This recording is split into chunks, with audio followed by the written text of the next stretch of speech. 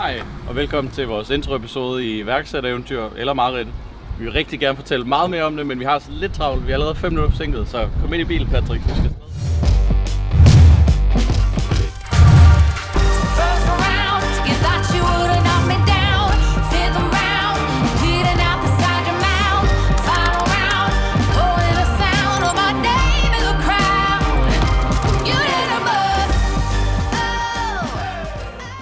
Men vi er nu ankommet til Hotel Trinity her i Fredericia, hvor vi de næste 2 dage skal snakke med en masse iværksættere, snakke om vores egen virksomhed og lære og ikke mindst lære en masse.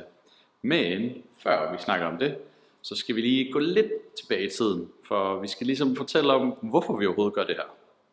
En ting er jo at optage de 28 videoer, men noget andet er, at vi gør det i den periode, som faktisk er den travleste i vores virksomhedshistorie. Ja, udover at være igennem det her strømstyrkesystem og program, lære noget nyt, konstant forbedre os og gro, så skal vi lave den her serie. Og hvorfor gør vi det? Fordi vi er idioter. Jamen, vi fik vel bare ideen, hvor vi sad og nød en kop te og hyggede på en café. Og så, hvorfor ikke gøre det? Hvorfor ikke presse os selv, komme ud af vores comfortzone? Jeg havde for eksempel talt for en kamera. Det gør Benjamin til en vis grad også. Ja, selvom jeg er blevet bedre, men det er stadig forfærdeligt. Ja, selv nu er vores samtale ret dårlig. Det kan man nok høre. Synes du det? Ja, det synes jeg faktisk. Det er også noget andet. Vi prøver at være så ærlige som overhovedet muligt, også selvom der er et dumt kamera.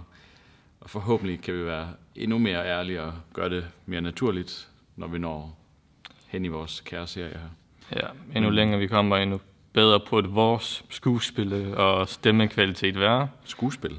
Det bliver skuespil. Nu skulle det ikke lige være ærligt. Det bliver ærligt, men skuespil, det kommer til at være lidt det sjove del af det. Men vi er ikke særlig sjove, det der er problemet. Har du set vores Facebook-side? Ja. Den er meget komisk. Så er vi tilbage i Fredericia. Lad os gå ind og møde de andre og se, hvad de er for nogen.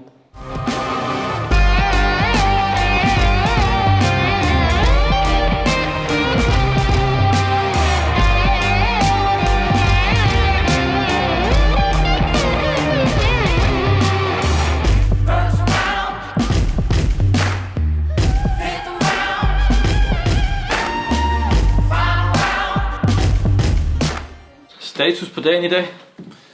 Jamen, du har jo egentlig været med lidt som en flue på væggen, hvor det har været mig, der skulle gøre alt det hårde arbejde, Patrick.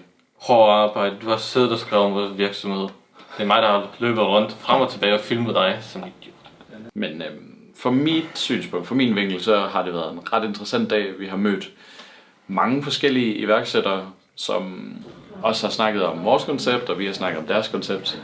Og vi har egentlig fundet frem til allerede nu, hvilke veje det er, vi gerne vil gå, og blevet bekræftet i nogle ting, og også blevet afbekræftet i nogle andre ting. Så det har virkelig været interessant. Det har været virkelig spændende. Selv som fluen på væggen, der ikke rigtig kunne deltage, så var der virkelig meget at tage. Bestemt. Og altså, det har også givet os inspiration til at lave andre episoder i serien, som vi kommer til at snakke meget mere om. Vi har alligevel 28 episoder, vi skal fylde ud. Ja, 28. Hvor Patrick han skal løbe rundt som en forvirret flue på væggen. Så det skal nok blive godt. Mens Benjamin bare slapper af og drikker lidt vand og kaffe. Ja, yeah, jeg synes egentlig, det lyder meget fint. Hvad er det, jeg skal mig selv op til?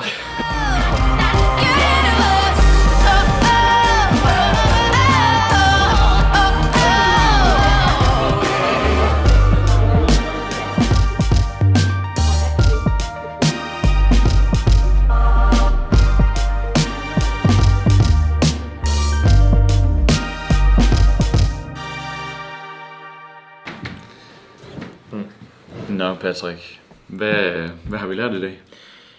Vi har lært, hele fokus på dagen i dag har faktisk bare været på os, på virksomheden.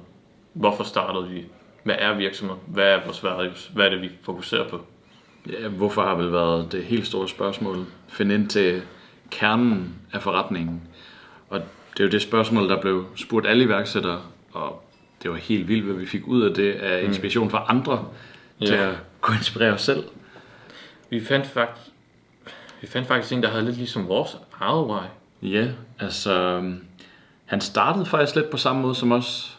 Måske vi skal høre, hvad han har at sige, hvorfor han startede, og hvad han har fået ud af i dag. Jeg hedder Jakob. Jeg kommer fra firmaet Lighthold. Jeg hjælper virksomheder med at navigere rundt i en marketingbranche, som er fyldt af mange forskellige aktører og mange forskellige muligheder. Og ofte oplever jeg kunder, som har svært ved at gennemskue markedet, gennemskue de forskellige leverandører, handelsbetingelser osv. Virksomhederne gerne vil have nærvær. De vil gerne have en person, de har tillid til, en person, de kan stole på, og en person, som kender deres virksomhed rigtig, rigtig godt, og som handler ud fra, hvilken løsning der er bedst for virksomheden, men ikke for konsulentens egen pengepunkt. Ja, det var ret spændende at høre, hvad Jakob havde at sige, fordi det minder nemlig, som sagt, om vores grund til, at vi startede sin tid, var nemlig, at vi vil gøre op med det her bondefangeri, der nogle gange sker, hvis man vælger større bureauer. Vi vil gøre det mere personligt. Det er også lidt frem til, at i dag har vi egentlig formidlet og sat ord på, hvad der er vores koncept. Det vi kom frem til var, at vi er sat i verden for at fortælle historier og skabe tillid til vores kunder, så de kan føle sig trygge og på den måde fokusere på det, de ligesom er gode til. Men det er ikke kun os to, der er med i virksomheden. Der er også nogle andre med. Lad os se, hvem der er med. Men faktisk så er Tito også med. Hej Tito. Hej Vince. Men er Jesper her egentlig ikke også? Goddag Jesper. Goddag. Nu ved jeg, er der flere, vi mangler egentlig? Ja, vi gør. Louise. Er Louise her også? Ja. Hvorfor er I så rød i hovedet? Jeg har lagt med hovedet lidt lang tid nedad, tror jeg. Helt manglet. Men ja, det vi prøver at sige, det er, at vi håber, I vil følge vores rejse, som vi kalder for iværksættereventyr. Eller Marit. Vi må se, hvordan det går. Det skal måske lige siges, de er faktisk med i virksomheden, bare så det ikke bliver forvirrende. Ja, der kommer folk ud af sofaen. Vi skulle have planlagt det lidt bedre. De er bare statister. Hør statist. Perfekt. Cut. Ja.